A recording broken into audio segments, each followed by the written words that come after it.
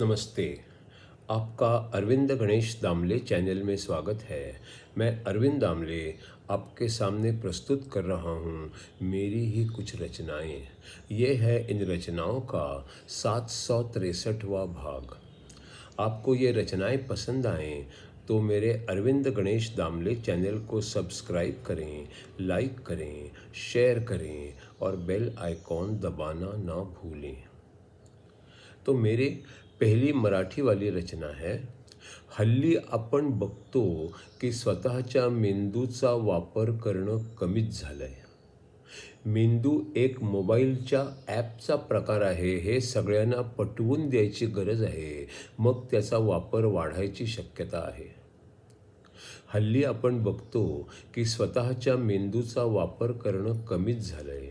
मेंदू एक मोबाईलच्या ॲपचा प्रकार आहे हे सगळ्यांना पटवून द्यायची गरज आहे, मग त्याचा वापर वाढायची शक्यता आहे.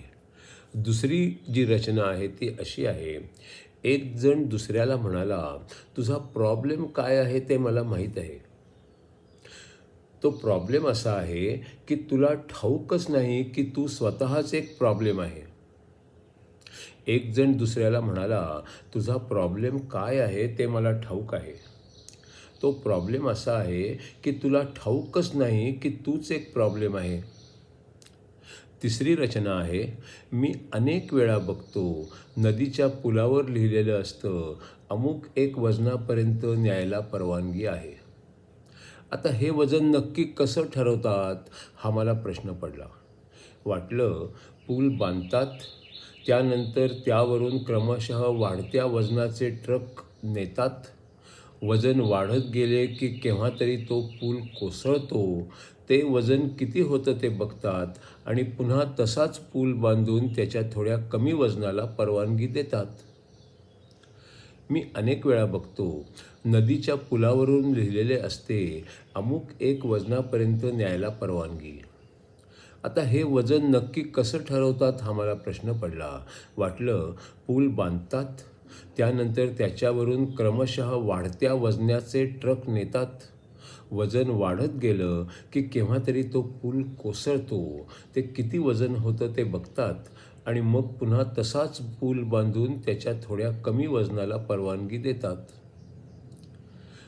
चौथी कविता है, हिंदी में आर्य चाणक्य की जीवनी और सीख पर आधारित। ये है उसकी अगली 115वीं कड़ी। जो अन्न किसी को खिलाते हैं और बाद में जो भी बचता है, वो दान के बाद बचता है, वही प्रसाद कहलाता है. जो अन्न किसी को खिलाते हैं और बाद में जो भी बचता है, वो दान के बाद में बचता है, वही प्रसाद कहलाता है. जो भगवान को देते हैं उसमें से जो बचता है, उसमें से थोड़ा खा ले, वही प्रसाद कहलाता है. जो भगवान को देते हैं उसमें से जो बचता है, उसमें से थोड़ा खा ले, वही प्रसाद कहलाता है. जिनको हम ना जानते हैं उनकी भी मदद करते हैं, उन पर भी प्रेम करते हैं, वो सार्वत्रिक सच्चा प्रेम है. जिनको हम ना जानते हैं उनकी भी मदद करते हैं, उन पर भी प्रेम करते हैं, वो सार्वत्रिक सच्चा प्रेम है. जो भी काम हम करते हैं पूरी निष्ठा से करते हैं, पर गर्व कभी ना करते हैं, वो धार्मिक काम होता है. जो भी काम हम करते हैं पूरी निष्ठा से करते हैं, पर गर्व कभी ना करते हैं, वो धार्मिक काम होता है. हीरों का गहना अगर किसी पैर की उंगली में होता है, कांच का मुकुट होता है पर कांच कांच हीरा हीरा है। हीरों का गहना अगर किसी पैर की उंगली में होता है, कांच का मुकुट होता है पर कांच कांच हीरा हीरा है। उसकी अपनी जो कीमत है वो तो कायम रहती है।